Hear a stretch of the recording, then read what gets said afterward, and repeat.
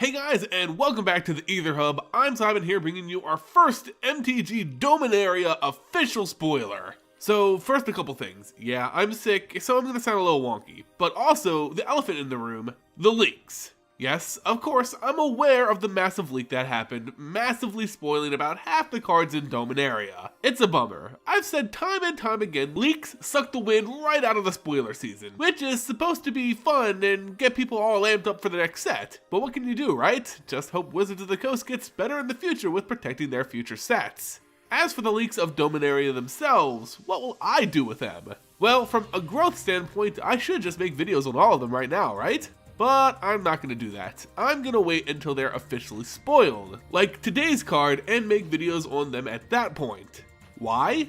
Well, this is a lore channel, and rather than just reading the cards and feign some excitement of its possible OP-ness, I figured I'll give you guys something more. Something interesting to look forward to when they're actually spoiled.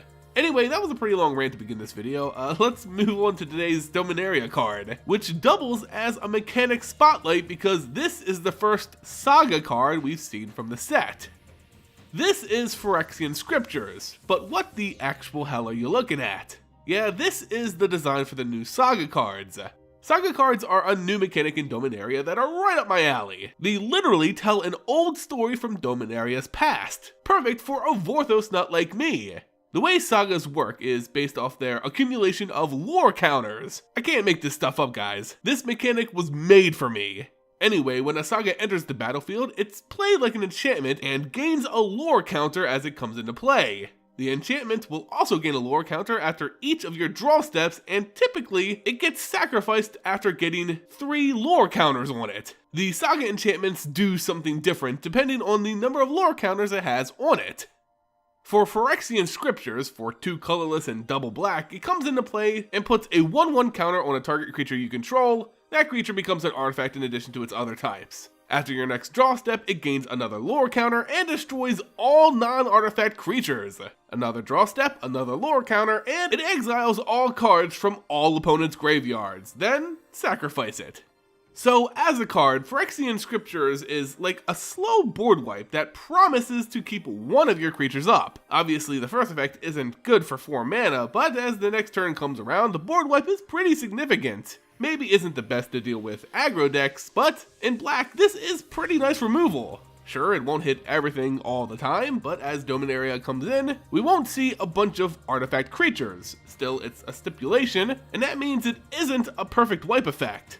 The third and final effect really doesn't do much for me. Maybe we'll see some graveyard stuff in Dominaria, but really it's underwhelming in standard. Obviously built with something like Commander in mind, which this card is pretty goddamn amazing in.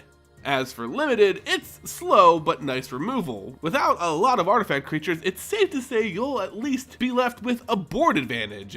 Of course, we still need to see the entire set with standard and limited to judge the card, but it's not half bad for the first Saga we see. It's quite fitting for the Phyrexian story it's trying to tell.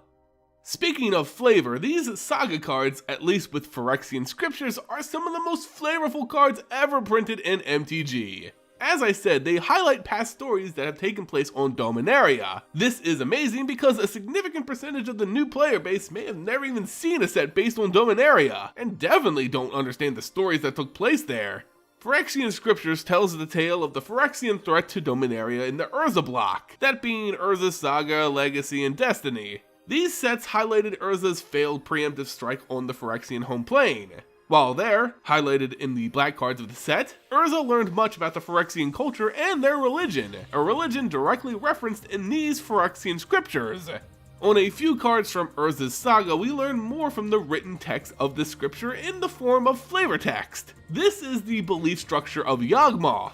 On Bog Raiders, the scripture says, quote, "Let the weak feed on the weak, that we may divine the nature of strength. Survival at the fittest at its finest." Dark Ritual, which has art eerily similar to the Saga Phyrexian scripture, says, quote, "From void evolved Phyrexia. Great Yawgmoth, father of machines, saw its perfection. Thus, the grand evolution began." Yawgmoth saw the beauty that was born from the void, Phyrexia, metal and perfection, and thus began his campaign to complete the multiverse in its likeness. And the final section of scripture from Unworthy Dead, quote, "Great Yawgmoth moves across the seas of shard and bone and rust. We exalt him in life, in death, and in between." Clearly the religion to which these scriptures speak centers around Yawgmoth as a prominent figure. They worship him in all things, and thus the scriptures are a testament to that. With these ideals in mind, and with our understanding that Phyrexians pretty much just like death and metal and undeath and yeah, all that stuff, it's amazing to see the flavor of Phyrexian scriptures at work. So the art depicts a disgusting organic being being completed, or turned into a Phyrexian on one of their zealous looking podiums, giving it more strength and turning it into an artifact creature, the first step of the Phyrexian religion. Next is the utter obliteration of non-artificial life, what the Phyrexians hope to achieve, and finally, the removal of the dead? Okay, not so certain about this one, but the first two are pretty cool, right? Anyway guys, that's all I have on Sagas and the officially spoiled Phyrexian Scriptures.